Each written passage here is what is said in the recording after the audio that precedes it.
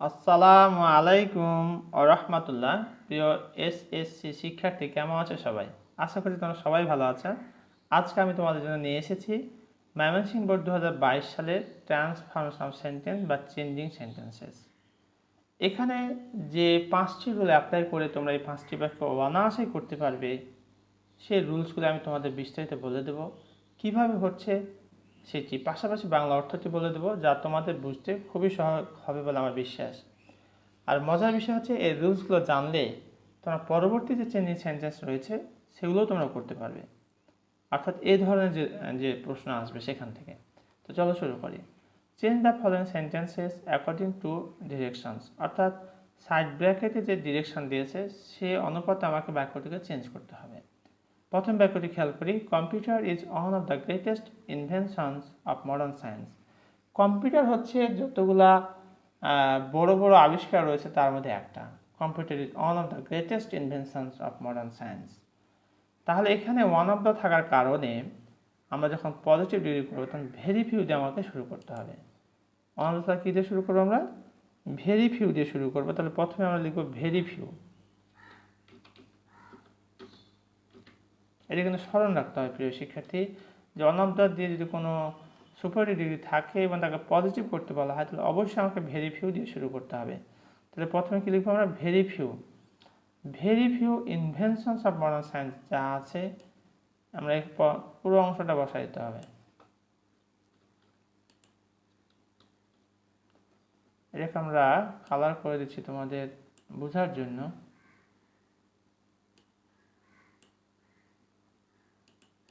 Very few inventions of modern science, এখানে very few হওয়ার কারণে সাহায্যকারী ভাবটা একবার আর হয়ে যাবে।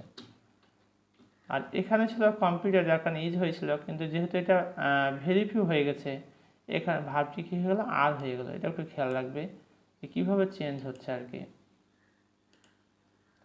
Very few inventions of modern science are as, এবার আমরা কী নেব? As.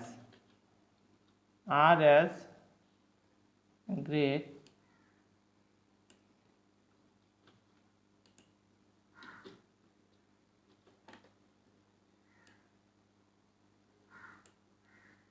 are as great as computer.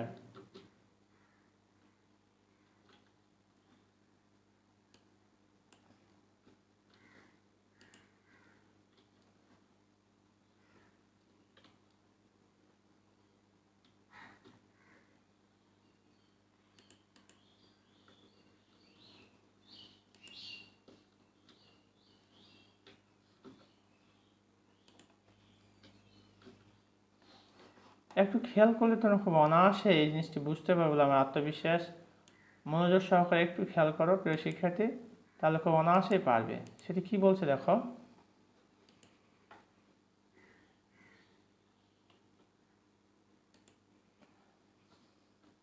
আমরা প্রথমে কি করেছি?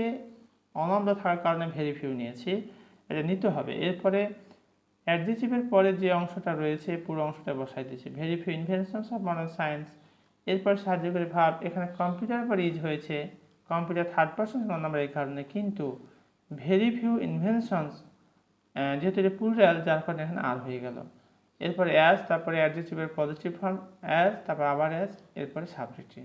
Very few inventions of modern science are as great as computer. এবার আমরা 2 নম্বর প্রশ্নটি দিয়ে একটু খেয়াল করি। In fact it is a blessing of science.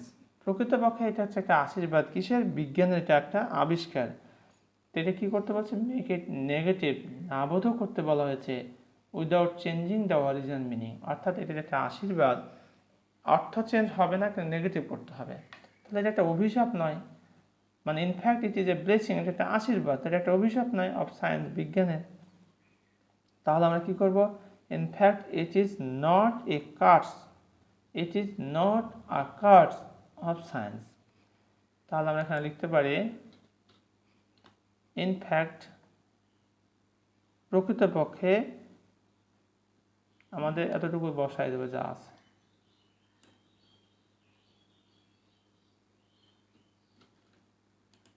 যা ছিল তাই বসাই যায়। ইনফ্যাক্ট ইট ইজ, এবার in fact it is not curse. Curse মানে হচ্ছে অভিশাপ। It is not a curse of science.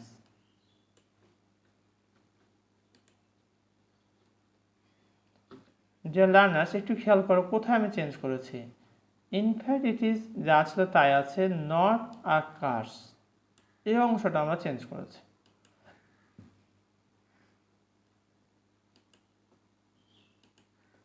এই অংশটা চেঞ্জ করেছে, আর বাকি কথাগুলো কিন্তু ঠিকই আছে।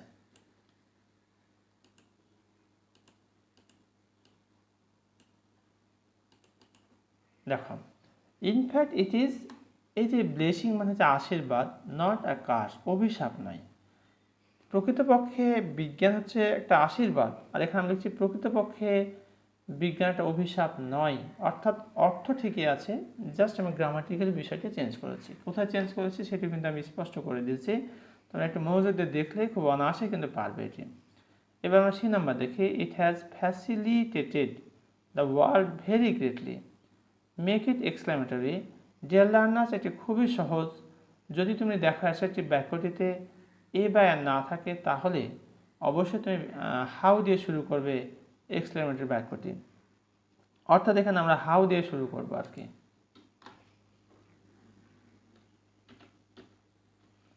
হাউ, তাহলে কখন হাউ দিয়ে শুরু করবে আর কখন হোয়াট বা হোয়াট দিয়ে শুরু করবে, সেটি হলো বাক্য যদি এ বায়ান না থাকে তাহলে হাউ দিয়ে, আর বাক্য যদি এ বায়ান থাকে তাহলে হোয়াট দিয়ে শুরু করতে হবে। হাউ গ্রেটলি যেটা আছে সেটা আমরা বসাবো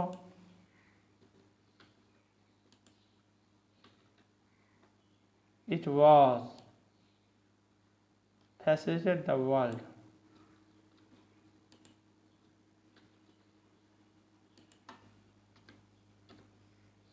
লাস্টে আমরা এক্সক্লামেশন মার্ক বসাবো অবশ্যই।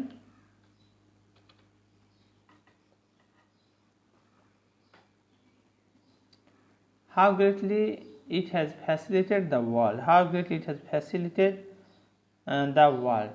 একটু খেয়াল করলে আমরা বুঝতে পারবো তাহলে হাউটা এখানে করেছি আমরা, বাকি কথা কিন্তু যা ছিল দেখো হাউ এর পরে এই যে গ্রেটলি বসাইছি, আর পুরো এই যে অংশটা আমরা যেভাবে ছিল সেটা বসাই দিচ্ছি, অর্থাৎ কোনো কিছুই চেঞ্জ করি নাই। ঠিক আছে,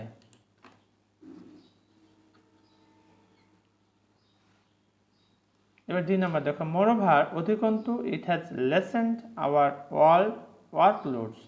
লেসেন মানে হচ্ছে কমানো, হ্রাস করানো। এটা আমাদের ওয়ার্কলোডস, কাজের যে চাপ সেটাকে কমিয়ে দিয়েছে। মেক ইট প্যাসিভ ভয়েস করতে বলেছে। তাহলে প্যাসিভ ভয়েস করতে হলে আমাদের অবজেক্টকে সাবজেক্ট করতে হবে, সাবজেক্টকে অবজেক্ট করতে হবে, মূলভারের ভিত্তিতে করতে হবে, সাহায্যকারী ভার্ব নিতে হবে, বাই প্রিপোজিশন নিতে হবে।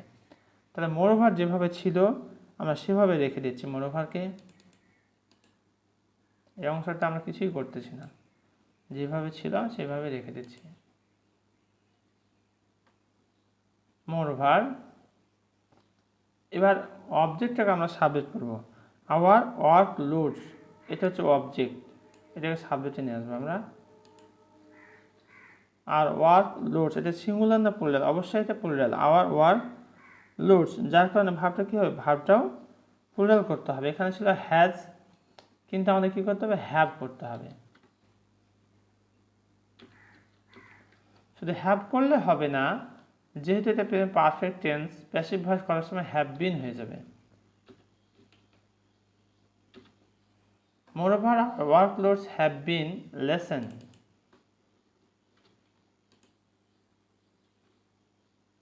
বাই, আমরা ইট বসাই দেবো। এবার বাইটা হচ্ছে তোমার প্রিপোজিশন প্যাসিভ ভয়েস করার জন্য, আর এটা সাবজেক্ট ছিল, অবজেক্ট হয়ে গেল, আর লাস্টে ফুল স্টপ দিতে হবে। তাহলে আমরা এখানে কি চেঞ্জ করলাম একটু খেয়াল করি। মোরওভার যা ছিল তাই রেখে দিয়েছি আমরা, কিছুই করি নাই, এটা সবই ঠিক আছে।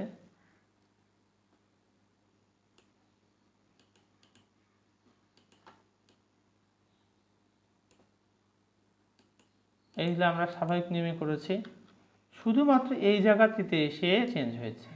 এটা আমরা একটু লাল কালার দিয়ে বোঝাই দিচ্ছি তোমাদের। দেখো যে মোরওভার এখানে যা ছিল তাই হয়েছে। আওয়ার ওয়ার্কলোডস, এটা ছিল অবজেক্ট, সাবজেক্ট হয়েছে। এরপরে এই আওয়ার ওয়ার্কলোডসের উপর ভিত্তি করে, যেহেতু এটা প্রেজেন্ট পারফেক্ট টেন্স, এর কারণে বিন কথাটি নতুন করে আসবে। এবং হ্যাভ হয়েছে আওয়ার ওয়ার্কলোড, যেহেতু প্লুরাল এই কারণে হ্যাভ হয়েছে। আওয়ার ওয়ার্কলোডস হ্যাভ বিন মূল ভার্বের ভিত্তিতে লেসেন বাই প্রিপোজিশন, তারপরে ইটটা সাবজেক্ট ছিল, অবজেক্ট হয়েছে। Moreover our workloads have been lessened by it.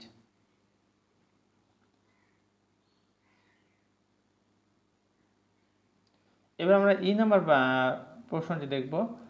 Show we should use it in our everyday life, make it imperative করতে বলা হয়েছে। So we should use it in our everyday life, so let us use it in our everyday life. এখানে খেয়াল করতে হবে যা আছে এটা আমরা সেভাবে বসাই দিচ্ছি।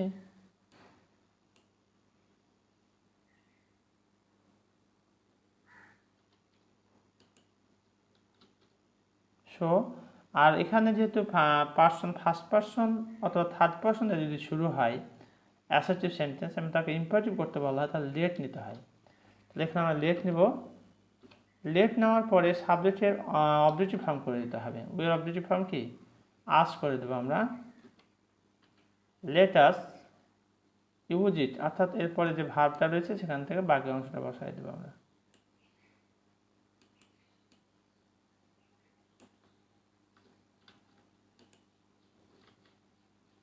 লাস্টে ফুল স্টপ হয়ে যাবে। তাহলে এখানে চেঞ্জ কি হয়েছে, লেট কথাটি নতুনভাবে এসেছে আর আস কথাটি এসেছে।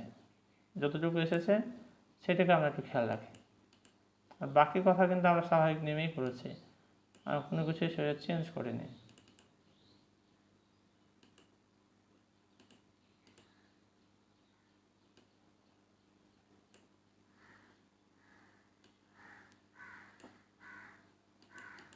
একটু খেয়াল করলে আমরা খুব অনায়াসেই বুঝতে পারবো কি করলাম এখানে।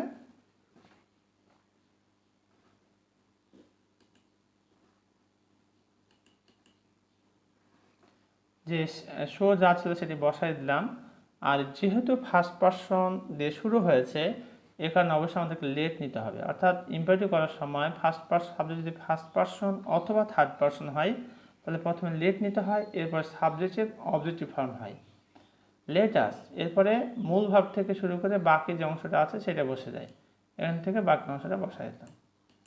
তাহলে so let's us use it in our everyday life. এই ছিল আমাদের ময়মনসিংহ বোর্ড 2022 সালের থেকে যে প্রশ্ন, সেই প্রশ্ন সম্পর্কে আমাদের চেঞ্জিং সেন্টেন্স। আশা করছি প্রিয় শিক্ষার্থী তোমরা ইতিমধ্যে এই বিষয়টি সম্পর্কে একটি পরিষ্কার ধারণা পেয়েছো। তোমাদের ক্লাসটি কেমন লাগলো তা কমেন্ট করে জানিয়ে দাও, পাশাপাশি কোথাও কোনো সমস্যা হয়েছে কিনা বুঝতে সেটিও কমেন্ট করে জানিয়ে দাও। আমি আশা করছি তোমরা এখানে বিষয়টি বুঝতে পেরেছো। এরপর তোমরা কোন ধরনের ভিডিও পেতে চাও তা আমাকে কমেন্ট করে জানিয়ে দাও। ইনশাআল্লাহ I'll try my best to provide all those videos. Thank you very much for watching this video. Assalamu alaikum wa rahmatullah.